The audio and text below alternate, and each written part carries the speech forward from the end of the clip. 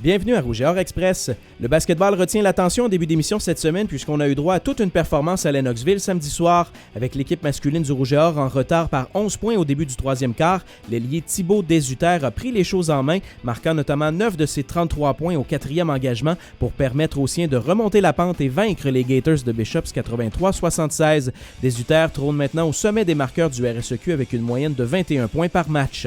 Chez les dames, le Rouge et Or a pris avantage d'une formation qui n'a remporté aucun match au cours des 3 dernières saisons pour signer un deuxième gain en 3 sorties par la marque de 63-46.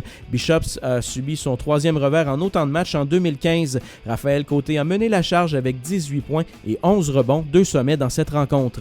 Volleyball masculin, les hommes étaient à Sherbrooke ce week-end pour disputer un interlock contre les formations des Maritimes. Vendredi soir, le Rouge et Or a subi son premier revers de la saison en 4 manches contre les Tigers de Dalhousie. Les Lavallois ont toutefois bien rebondi le lendemain, balayant leurs 2 duels en 3 manches. D'abord contre UNB, où Bruno Lortie a connu son meilleur match de la saison, puis contre Memorial, où Vicente Paraguirre a réussi 16 attaques marquantes. Les protégés de Pascal Clément ont 4 victoires de plus que leurs plus proches poursuivants au classement du RSEQ, les Carabins.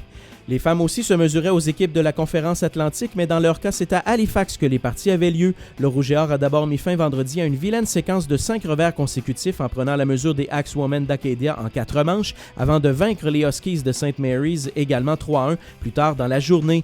Jade Fortin a été élue joueuse du match dans les 2 victoires lavalloises. Le lendemain, la troupe d'Olivier Caron a livré une belle bataille face aux Tigers de Dalhousie. L'équipe semée numéro 9 du dernier top 10 de SIC a eu besoin de 5 manches pour venir à bout du Rouge et Or. La performance de Jade Fortin ce week-end dans les Maritimes lui vaut d'ailleurs le titre d'étudiante athlète Rouge et Or, le groupe Sport Interplus de la semaine.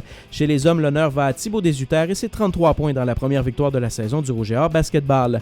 Au calendrier du Rouge et Or, le dernier programme double de basketball de l'automne a lieu ce vendredi à l'amphithéâtre Gymnase Desjardins Université Laval. Les citadins de l'UQAM seront en ville pour l'occasion. Pendant ce temps, à Montréal, un duel citadin-Rouge et Or aura également lieu, mais cette fois-ci en volleyball féminin et une web diffusion sera disponible.